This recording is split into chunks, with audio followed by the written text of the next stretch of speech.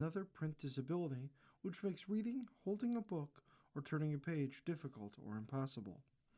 The content is copyrighted by the respective publishers. For more information, please visit us on the web at nfradioreading.org.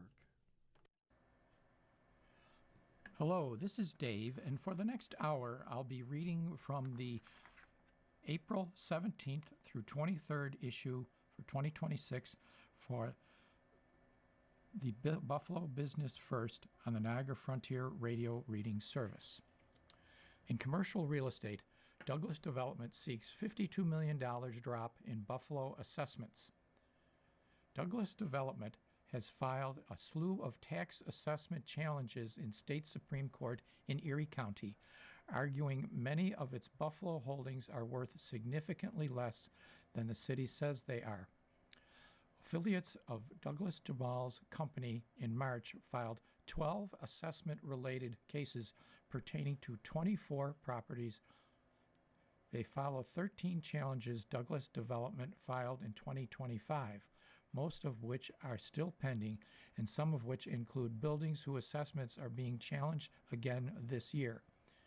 In total, the 24 properties named this year's challenges have an assessed value of $70.72 million. Attorneys representing Douglas Development argue they are actually worth $18.01 million.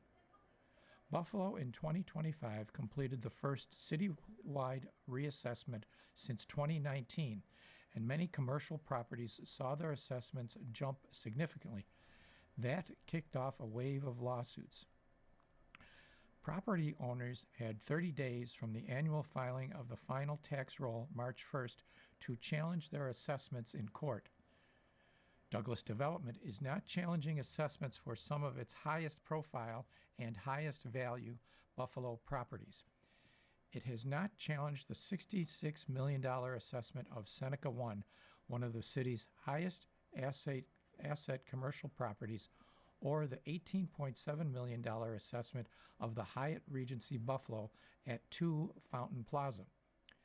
Below are the assessments that are being challenged this year. 74 Franklin Street, the Buffalo Police Apartments. Jamal bought the former Buffalo Police Department headquarters for $3 million in 2019 and converted it into a 130-unit apartment building. The assessed value is $19.45 million. The assessment requested in the petition is $3.93 million.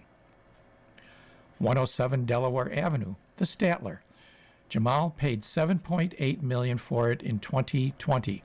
The assessed value is $12 million. The assessment requested is $3 million. 61 Terrace Street, 62 East Chippewa Street, 429 Ellicott Street, and 177 Washington Street. 3 parking lots and the Mohawk parking ramp. Jamal bought these in over several years and has proposed major redevelopments at 61 Terrace and the Mohawk ramp. The combined asset value is $9.41 million. The assessment requested is $2.9 million. 95 Washington Street. Jamal paid $9 million for the former HSBC atrium in 2022, planning a mixed-use conversion. The assessed value, $9 million. The assessment requested is $2.25 million. 11 East Mohawk Street, 957 Ellicott Street, 975 Elmwood Avenue, 525 Main Street. 4 commercial buildings. Combined assessed value, $3.89 million. Assessment requested, $1.12 million. 65 Court Street, the Walter J. Mahoney State Office Building. Jamal bought this vacant office building at auction for $4.1 million in 2022. He has attempted to sell it at auction, but has not found a buyer. Assessed value, $3.8 million. Assessment requested, $1.53 million. 672 Delaware Avenue. Jamal has put the Williams Butler Mansion on the market, but has not found a buyer. He bought it for $3.7 million in 2022. Its assessed value is $3.72 million. The assessment requested is $930,000.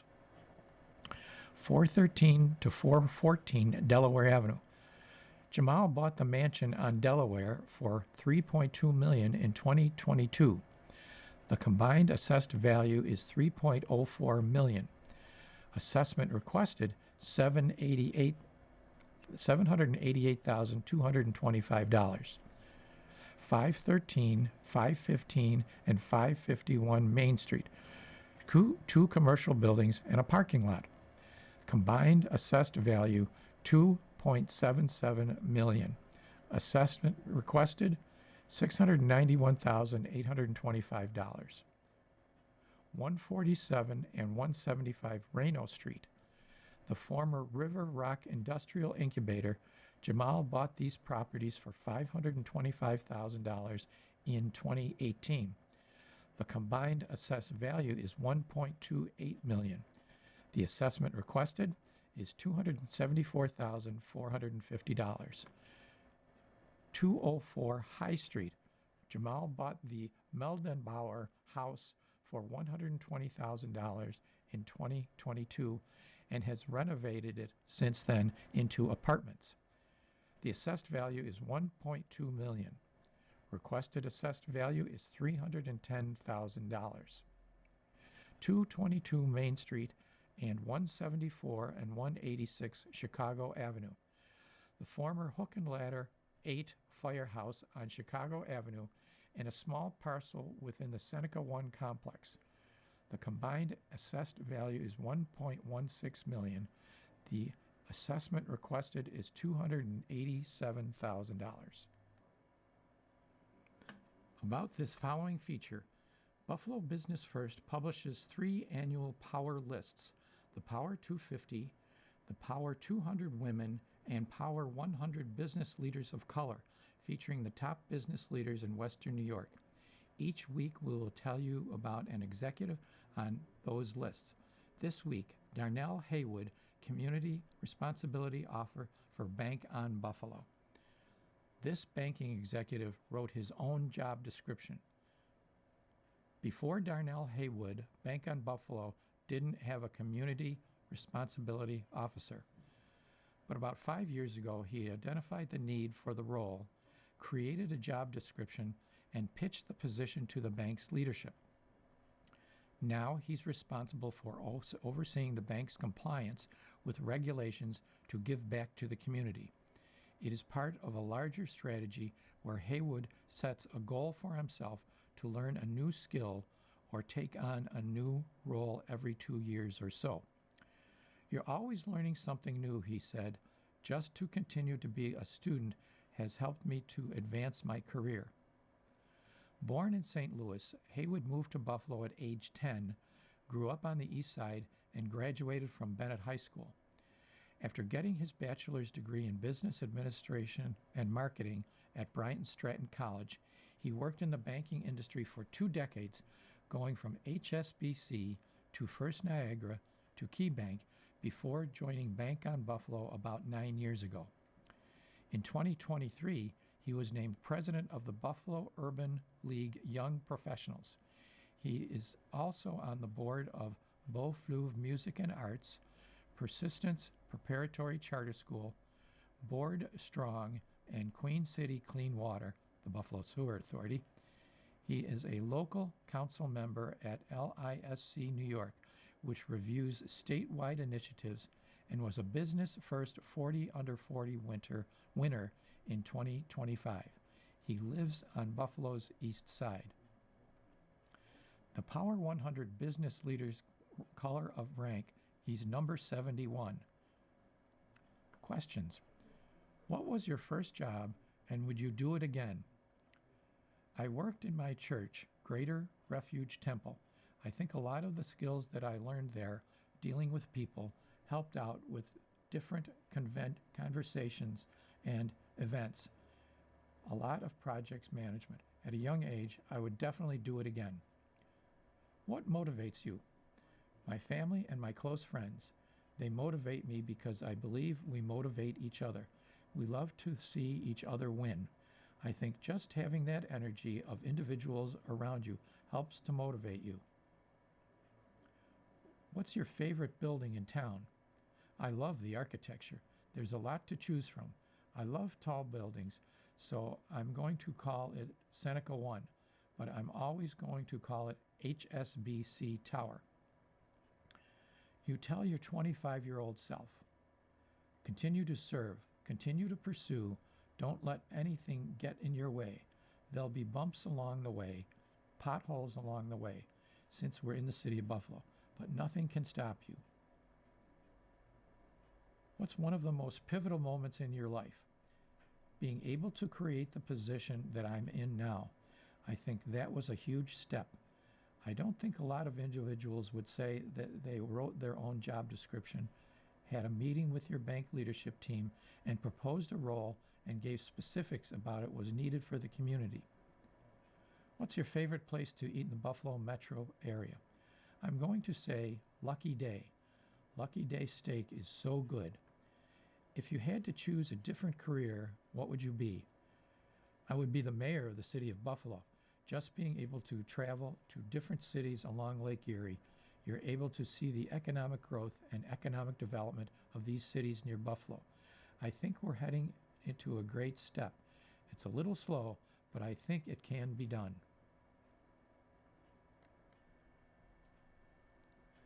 Comerico buys Elma facility for $3.8 million. Industrial equipment supplier will be moving its local operations from Cheektowaga to Elma after buying the former General Welding and Fabricating facility. John Barsh Jr., Western Area Manager for Comerico, said the 50,000 square foot industrial building is much larger than the company's current space at 3250 Union Road, which it leases from Escalo Development. We've outgrown this place, Barsh said. The 30-acre Elma property also offers plenty of room for future growth. Comerico sells, rents, and services air compressors. The company has facilities across New York, New England, New Jersey, and Pennsylvania. General Welding closed in 2025 following the unexpected death of owner Mark Andal.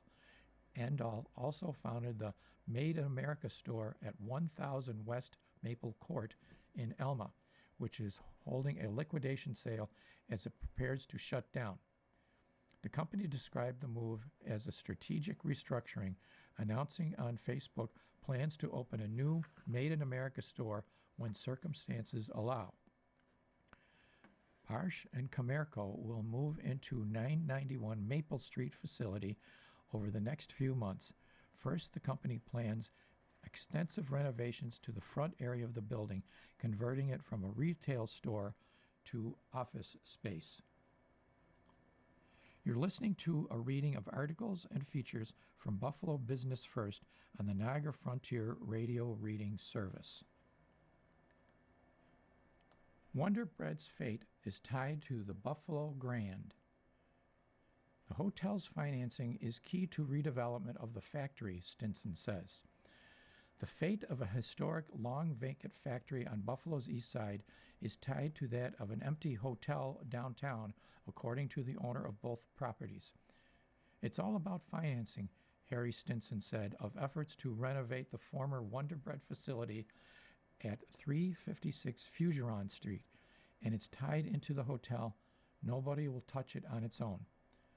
The 486-room Buffalo Grand Hotel at 120 Church Street has been closed since a fire in December of 2021.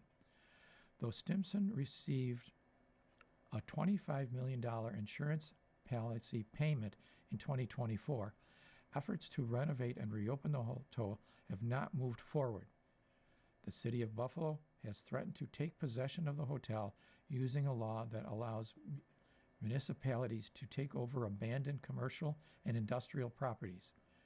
The city has given Stinson until late April to demonstrate the hotel has not been abandoned. Stinson of Hamilton, Ontario, bought the hotel for $12 million in 2018 and the 198,000 square foot Wonder Bread factory for $897,000 in 2020. The plant has been vacant since 2004. Originally, the hotel and factory projects had nothing to do with each other.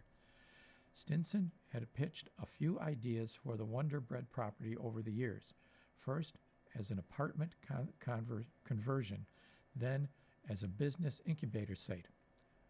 Then the financing environment for commercial real estate tightened as plans for the Buffalo Grand dragged on. Stinson now sees the two projects as inextricably linked. Wonder Bread will not move forward until the situation at the Buffalo Grand is resolved, Stinson said. He now envisions the former factory as a large, open event space that could support the hotel, which is located more than 3 miles away. Leave the floor plates wide open, the sort of place where you could put on a car show, a camping show, something that just needs a big space. Or he could sell the building, Stinson said. He's not actively marketing the project, but would consider offers if the price is right. Stinson said he received offers, but most are contingent on receiving grants for renovation projects. News from North Tonawanda. Ducky's Grill is coming to the waterfront. Venue will serve boaters, visitors to Tonawanda Island. North Tonawanda will get a new casual waterfront restaurant this season with the opening of Ducky's Waterfront Grill. Ducky's has signed a 3-year lease with Smith Boys Marine to occupy a snack stand at 280 Michigan Street on Tonawanda Island in North Tonawanda. The eatery will offer traditional American summer fare like burgers, hot dogs, salads, and ice cream, plus such Greek and Puerto Rican offerings as gyros, taco salads, and pastelillos. I'm an accountant by trade. I work for the county, but my passion is hospitality, said Denise Cotto, who will run the business with her brother Ricky and her business partner George Panakopoulos. Ducky's replaces AJ's Snack Shack, which operated at the space from 2017 through early 2022, and several small operators who didn't last more than a season. From what I can tell from the new group coming in, they're fantastic, said James Marinello, general manager of Smith Boys. The boaters love it. There's not a lot of places where you can pop in, have a snack with your boat. Most of the places are sit-down restaurants. We have a very large dock where people can pull in. The restaurant will join several waterfront options along the river in the area, including the Shores, Lumberjacks, Old Man River, Mississippi Muds, and Papi Grandes, which is moving its seasonal operation from Ohio Street in downtown Buffalo. Ducky's expects to draw boaters from the surrounding marinas, including the Niagara River Yacht Club and Bow and Stern Marine, but it will also be open to the public. The business will operate with counter service with seating for about 40 on an adjoining patio and surrounding picnic tables. Ducky's will also offer catering and takeout for those who prefer to eat on their boats. Panalopoulos grew up in the business. His family owns several area Greek restaurants, while Cotto's resume started with a job at Friendly's and includes stints at Senor Tequila, Talarca, and Deep South Taco. Merchants Insurance buys a downtown parcel for $2.2 million. A Buffalo insurance company has paid $2.2 million for a parking lot near its downtown office building. The purchase of this property aligns with our long-standing commitment to Buffalo and our corporate office employees. Merchants Insurance Group President and CEO Charles Mackey said in a statement, "We believe it is important to support the needs of our employees, customers, and neighbors while preserving the historic nature of our headquarters. The company has no plans to develop the 69-space 0.65-acre lot at 234 Main Street, which will continue to be used for parking for the foreseeable future. Merchants bought the lot, which borders its headquarters at 245 Main Street, from All Pro Parking, according to records filed with the Erie County Clerk's Office. The lot once held a bank building constructed in 1895, but it has been vacant since the bank's demolition in 1989. Allpro also bought the lot from Simonelli Real Estate for $1.2 million in 2017. Premium Parking acquired Allpro in 2022. Premium operates parking lots in cities across the country. It recently listed 234 Main Street for sale with an initial asking price of $2.5 million. The new EWI CEO eyes growth at Buffalo Manufacturing Works. Stephen Kelly wants a broader client base and a higher headcount. 2 months after being appointed CEO of the nonprofit, its engineering consultancy EWI, Stephen Kelly made his way to Buffalo to visit the company's Buffalo Manufacturing Works. Kelly, who lives in Columbus, Ohio, where EWI is headquartered, is familiar with manufacturing challenges of Rust Belt cities. I grew up in a small town in New Hampshire, Claremont, which at the time was driven by manufacturing. It provided a good childhood and lots of middle-class jobs. But by the time I graduated from college, that was all gone, he said. Even today, it's about 3/4 of what it was when I was a kid. It's like Buffalo, but on a smaller scale. Kelly said it's why he's committed his career to generating jobs in production. After 12 years in the U.S. Army, Kelly moved to Columbus to work as an engineer for Rattel, a nonprofit science and technology development company. Kelly was there for 26 years before he took an early retirement and moved to Vermont. There he worked with Launch Vermont and with startups and small businesses.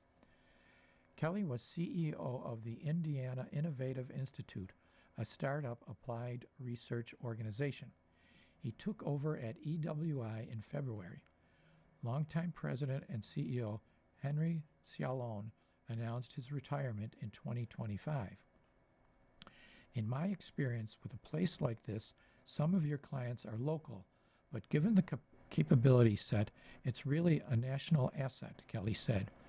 So you're bringing development and R&D spending into the region through this organization. Kelly said that a resurgent interest in manufacturing nationwide, including shipbuilding, nuclear power, and electronics, puts EWI in a unique position to grow its presence and impact. At Buffalo Manufacturing Works, which employs 27, Kelly sees an opportunity for growth. Because of the programs here, we're getting more aggressive in business development that will take advantage of our capabilities across our clients. Getting to better understand what local businesses need, where are their gaps, and how can we address them is pretty crucial. He also said he wants to achieve a wider set of clients and increase the number of workers at the local site. He said a big focus for our organization is merging tech with workforce development and bringing automation and artificial intelligence into service for the workplace. Part of what we're working on is automation tools, not to replace jobs, but to make some of those more boring or labor-intensive jobs a little easier, he said. Second-generation president takes the helm. Michelle Plesch heads company founded by her father and uncle. The next generation of leadership has taken the reins of a Buffalo manufacturing company that makes auto appearance products like cleaners and waxes. Plesch Contract Packaging on Northland Avenue was founded 16 years ago by brothers Ronald and Jeff Plesch. Since Ronald wanted to take a step back, his daughter, Michelle Plesch, has taken over as president with the help of an executive team. It's fun to work with family, said Michelle Plesh, who took on the job after a 9-year role at Excelsior Orthopedics. I've been learning a lot, and they've been great team members to learn from. We have an amazing team, and I'm getting a lot of fulfillment out of being able to make change so quickly. The executive team includes Michelle's brother, Ronald Plesh Jr., Vice President of Operations, and cousin Jeff Plesh Jr., Vice President of Sales. The team also includes CFO Roger Wanglin, Production Manager Tony Starzinski, and Senior Advisor Thomas McLeod. While father and uncle remain sole owners, Jeff Sr. isn't very involved, and Ronald Sr. is more focused on special projects. Michelle took over in January after a lengthy process. The company brought in a third-party succession consulting firm to help find the next president. They interviewed the leadership team and many family members and decided on Michelle. I'm glad there was a formal succession process, that it was transparent and it had a timeline and an external third party, and not just a closed-door meeting that surprised people, she said. Michelle has a diverse career. She worked with her father in the 1990s when he was running Plush Industries. He later merged that company with a competitor in Mission and sold his shares, she said.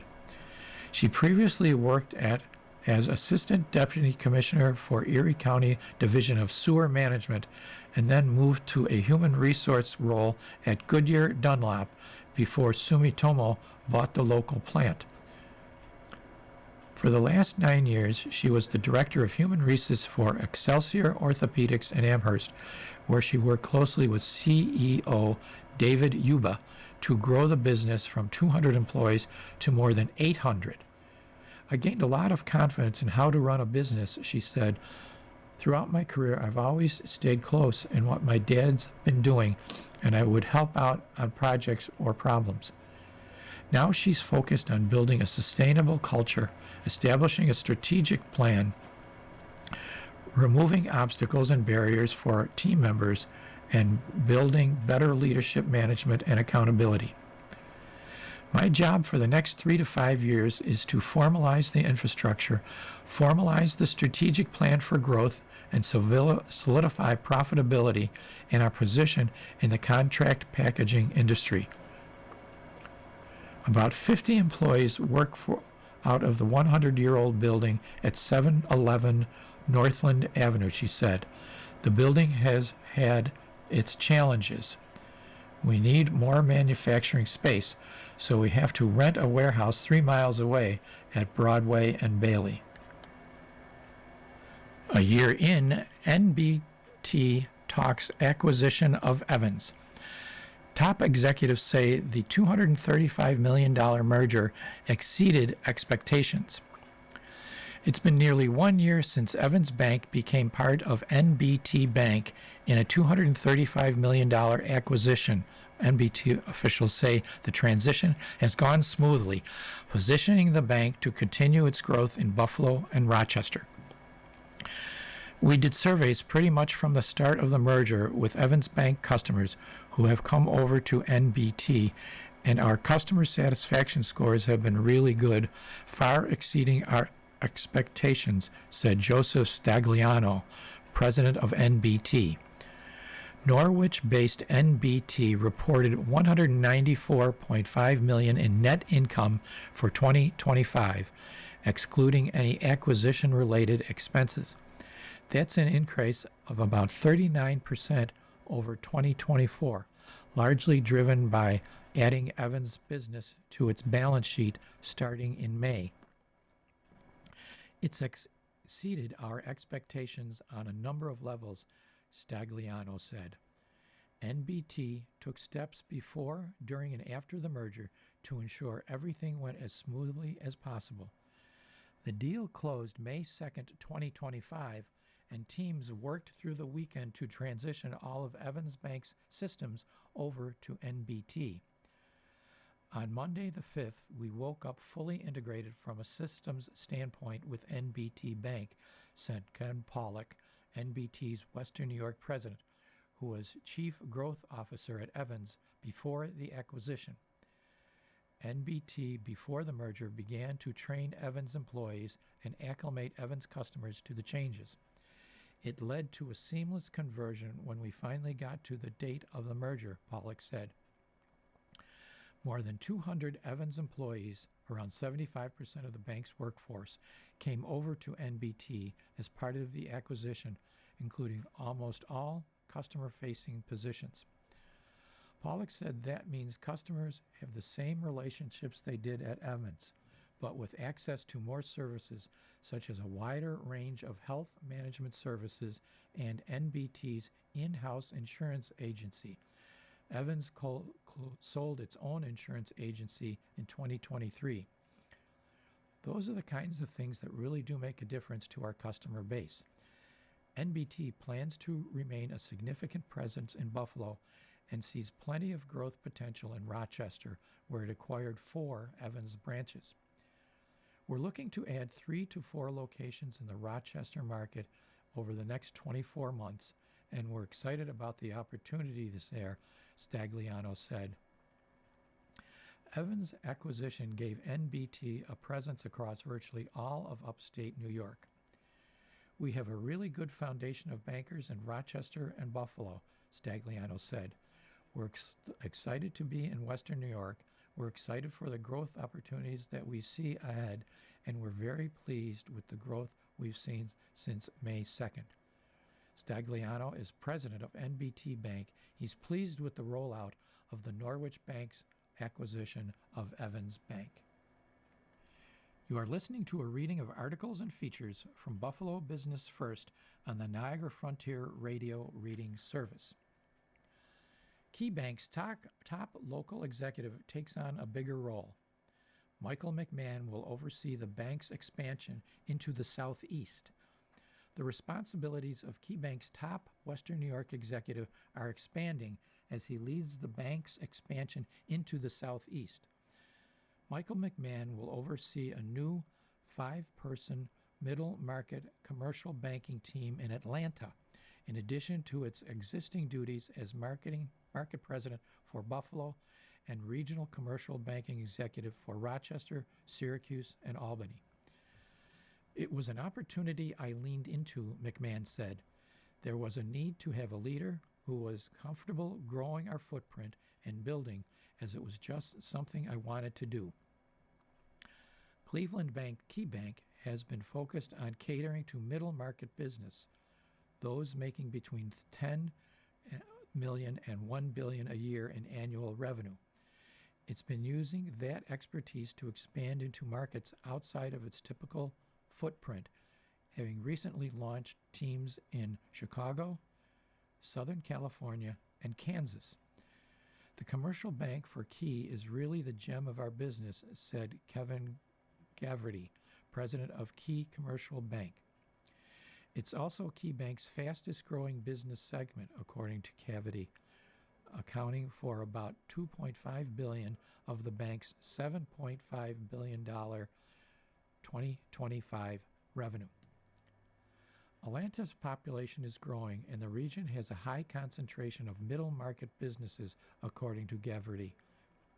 McMahon led recruitment efforts for a 5-person team in Atlanta made up of local banking veterans with deep knowledge of the region's business community. All 5 of the individuals we brought over have been in the market for 20-plus years, McMahon said. So more or less, they're bringing in their relationships to Key. McMahon also is based in Buffalo, will continue to serve as market president for Buffalo. He does not expect his new role to significantly affect Key's day-to-day operations here. Over the last few years, I've built a succession plan here and across my geography, so I have really good leaders that are ingrained in each of their markets and are capable of running their business without me being there on a day-to-day basis, he said. He said his day-to-day role in upstate and Western New York is more focused on the bank's philanthropic and community-driven outreach efforts. Despite high interest rates, tariffs, in an uncertain geopolitical situation. KeyBank's most recent survey of middle market businesses found 77% of the company leaders had a positive outlook for their company over the next year, despite only about half of them having a positive outlook for the overall U.S. economy. Gavrity said that businesses that weathered the pandemic learned to roll with the economic punches. They just started to build their businesses in a much more resilient way because it was forced on them, Gavrity said. If you pull that forward to today, what you have is a much more nimble and more resilient group of middle market companies. M&T's CEO priority, being ready to grow. Renee Jones talks future expansion, return to office policy, and more. M&T Bank is preparing for a future in which it's a much bigger bank. An interview with Buffalo Business First, M&T Chairman and CEO Renee Jones highlighted steps the company has taken to improve its processes and its plans to expand those efforts. We've done a really nice job with 2 or 3 areas. How do we extend that to the bank? How do we do it in a way that it would be durable if the bank were 2 to 3 times the size it is today? We don't know that it's going to be 2 to 3 times, but history shows us that we've grown over time. An example of improved efficiency, Jones pointed to changes the bank has made with its customer service operations. 4 years ago, we had over 20 contact centers. I think there were over 280 phone numbers you could call to get into M&T. Each of those centers had different training and technology, meaning employees couldn't easily transfer between systems. It also created confusion for customers. We re-engineered all of that in service of actually making it feel more like one capability, and so now you get all these benefits. Since 2017, the bank has invested significantly in technology and now employs about 2,000 technologists across more than 300 teams. It opened 2 tech hubs in Buffalo, spent roughly $1.2 billion on technology in 2025, almost triple what it was spending annually before 2017. Jones said the biggest result of this shift isn't related to a specific piece of tech, but the way teams at the bank work together. We wanted the business teams to actually come together with the technologies. You can go into the tech hub and see these environments where even though people have different skill sets and are performing different functions, the mission is the same. And the way of thinking is very, very different than where we were 8 years ago. Technology has exploded, has siloed. It is with collaboration in mind that M&T recently announced a shift to its hybrid work schedule, Jones said. The company has increased the number of required in-office days from 3 to 4. Where we've gone with our posture is actually much more flexible than a lot of larger institutions, Jones said. A lot of banking institutions have gone back to full-time days. Our aim was to sort of get the connectedness because we're better together, but also provide some level of flexibility that probably didn't exist before the pandemic. All of these initiatives are being done in part to prepare the bank for future growth. But what might that growth look like? The mergers and acquisitions seen in the banking industry started heating up in 2025 after several quiet years, and some experts expect that momentum to increase in 2026. M&T has historically been very active in acquiring other banks. Its last acquisition was its largest, the $8.3 billion acquisition of People's United Bank in 2022. Jones didn't offer specific details about the bank's acquisition strategy, but said the investments the bank has made in its processes will serve it well when opportunities arrive. The investments in technology and people that are required to stay relevant in the business we are really in is very significant. It's going to be hard, and I think some institutions might have the scale or the size or talent, might not have the scale, size, or talent, and that will push them down a path of choosing to join somebody else. You can't predict the timing, but overall, I think the industry will continue to consolidate, and the ones that will most likely be around are the ones that are healthy enough to make investments in such people. Here is Business First's fastest growing credit unions according to year-over-year change. First on the list is Cornerstone Community Credit Union in Lockport. Their year-over-year change was $41.87 million.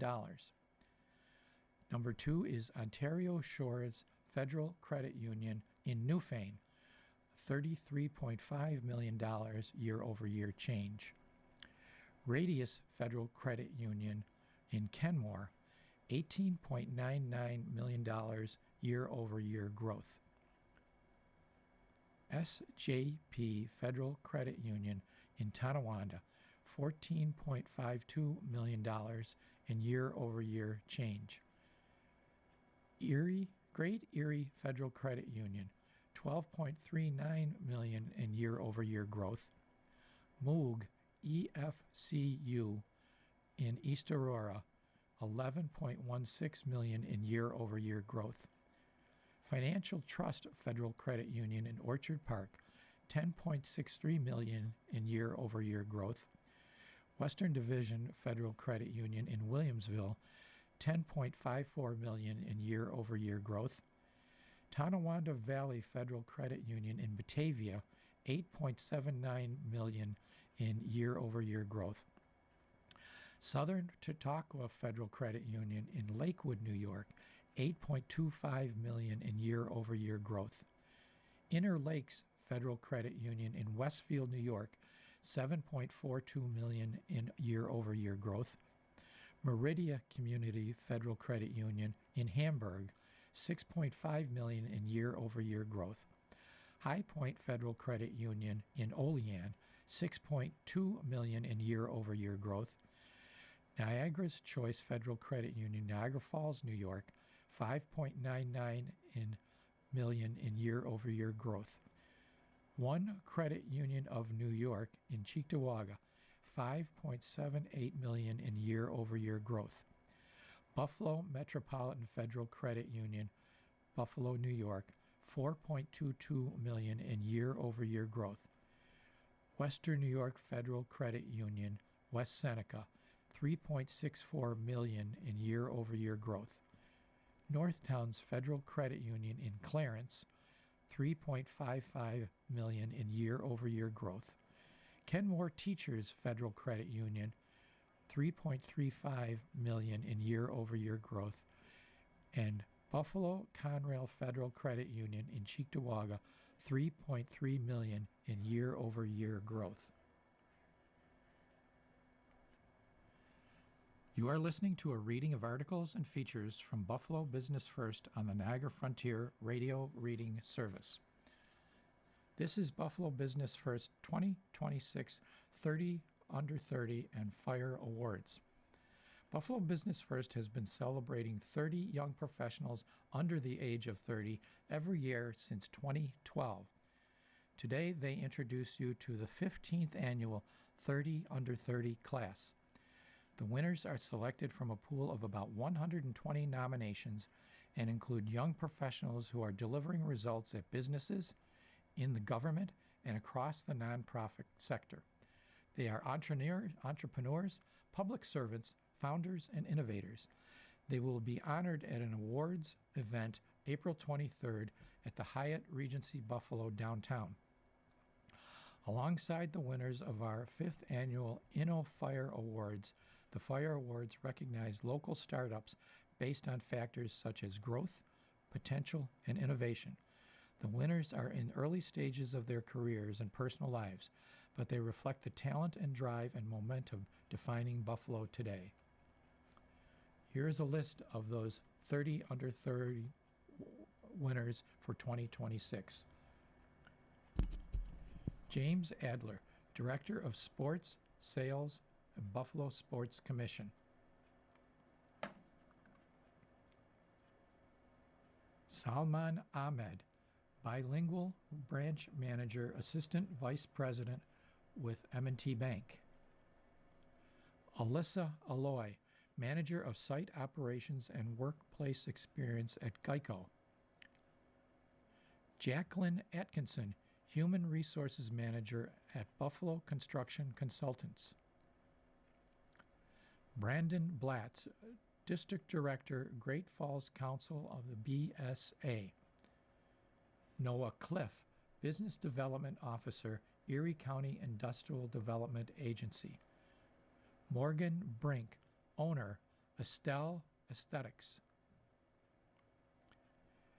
Taylor Davis, Talent Acquisition at HRIS Manager, Best Self Behavioral Health. Emily Dowdle, Development Specialist at the Foundation of Catholic Health.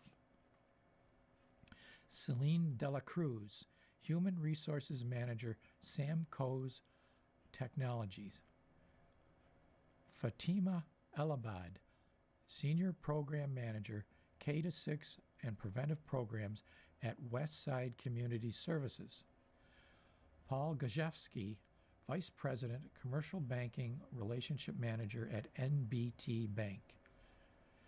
Mitchell Fuller, Vice President, Commercial Banking Relationship Manager at J.P. Morgan. Mackenzie Hamill, Senior Associate at Lippis Matthias LLP.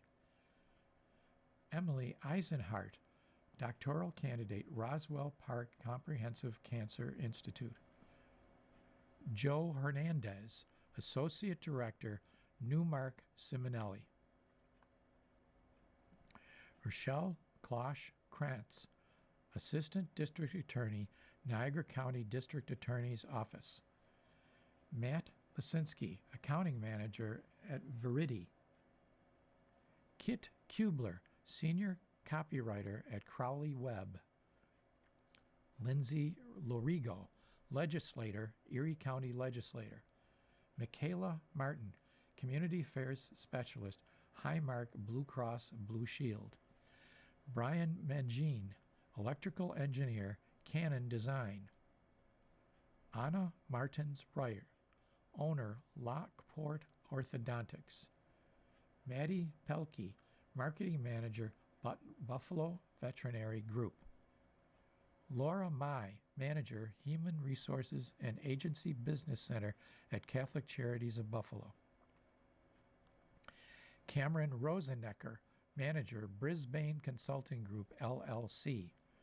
Sumant Thumala, Designer, Architect Buildings and Construction, Colliers Engineer and Design. Tyler Scretny, Associate Attorney at Phillips Lytle. Kyra Umrigar, Grants Specialist, Western New York Land Conservancy. Olivia Verost, Human Resources Business Partner at NOCO. Also, people on the move is Erica Miller, Grant Development and Fundraising Consultant for the Robert Miller and Associates. In higher education, Olivia McCarthy, UB Sustainability University at Buffalo. And Wealth Management Class of 2012, Robert Pulowski, CFP, Praxis Financial Group. These are Buffalo Business First InnoFire Awards. Immersed Games, 701 Ellicott Street, Buffalo. Jekka Energy Bars, 485 Cayuga Road. Piva, 640 Ellicott Street in Buffalo. Rare Bird, 1 Seneca Street, Buffalo. Rare Bird Coffee. Selectify, 875 Hopkins Road, Amherst.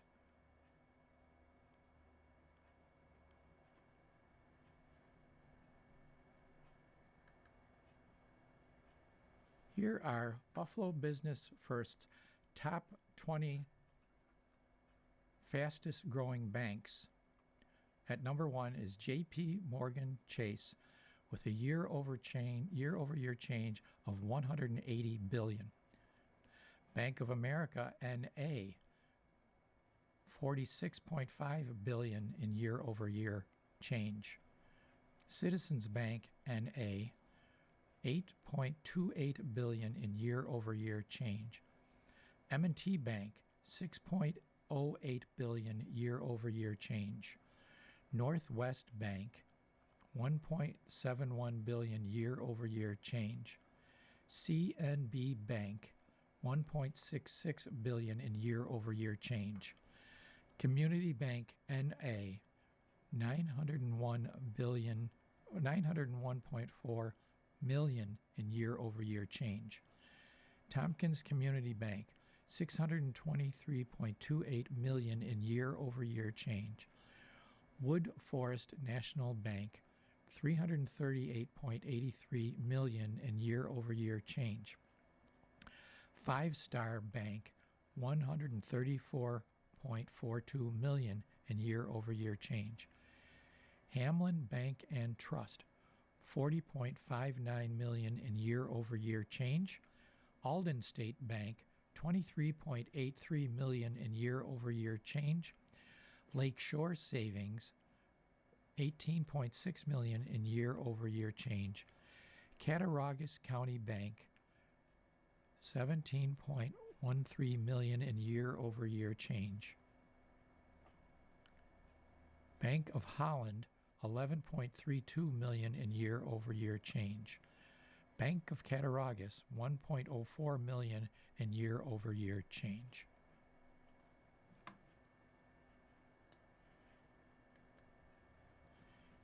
Here is Buffalo Business First's listing of the top 20 independent living facilities based on the number of independent living units. Starting in the list, Canterbury Woods in Williamsville, 243 units. Fox Run in Orchard Park, 180 independent living units. Kenton Presbyterian Village, an affiliate of Beechwood Continuing Care in Kenmore, 150 independent living units. Lutheran Jamestown, 132 living units. Brothers of Mercy Independent Living at Montabor Heights, 122 units. Connect 55 Plus Warsaw, 120 units. Connect 55 Lakewood, New York, 116 units. Solstice Senior Living Center at East Amherst, 116 living units. Ashbury Point, an affiliate of Beechwood Continuing Care, Gettsville, New York, 110 units. Connect 55 Westfield East, 110 units. St. Mary's Apartments in Williamsville, 101 units. Brothers of Mercy Independent Living at Tier Woods in Clarence, 100 units. Faybrook Senior Apartments, Williamsville, 99 units. Connect 55 Wheatfield West, 92 units. Greenfield Manor, Lancaster, 92 units. Connect 55 Orchard Park, West Seneca, 90 independent units. Presbyterian Village at North Church, an affiliate of Beechwood Continuing Care in Williamsville, 74 units. The Homestead in Jerry, New York, 64 units. Canterbury Woods Gates Circle, Buffalo, 53 units.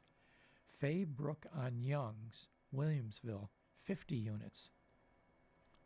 Elderwood at Cheektowaga, 35 units. Orchard Park Heights Incorporated in Orchard Park, 32 units. The Woodlands, Jamestown, New York, 18 units. And Brompton Heights in Williamsville, 10 units. Here's an interesting scorecard. A weekly and year-to-date summary of public records collected by Buffalo Business First through April 10th. Bankruptcies were down. The prior week was 2. The current week is 1. In 2026, that total was 12. In 2025, it was 8. Judgments were down. In the week prior, it was 26. This week, it's 15. Liquor licenses increased by 9, up from 44 to 53. And in 2026, there were 731. In 2025, there were 800. Mechanics leases were down 5. The week prior, there were 7. This week, there were 2. In 2026, there were 42 mechanics liens. In 2025 so far, as of this date, there were 43. New businesses as of this following week, there were up 2 from 142 the week prior to 144 this week. In 2026, there were 1,886, up from 2025 of 1,774. New corporations were down by 14. The week prior, there were 28, and this week, as of April 10th, there were 14. In 2026, there were 297, and in 2025, there were 351. Residential real estate transactions increased by 19 week over week. There were 2 the week prior. This week, in April 10th, there were 21. In 2026, there were 1,742, and in 2025, there were 1,825. Sales tax liens were down 17. The week prior, it was 19. The current week of April 10th, there were 2. And in 2026, there were 74. And in the week in 2025, there were 76. You have been listening to reading of articles and features from the April 17th through 23rd edition of Buffalo Business First. We read from Buffalo Business First every Wednesday at 7 p.m. Your reader has been Dave. Thank you for listening. Coming up next in the Niagara Frontier Radio Reading Service, we have Time Magazine. At 8 o'clock, we have the New York Times. And following that, at 9 o'clock, we have Discover Magazine. Stay with us for these readings and more throughout the day. Thank you for listening.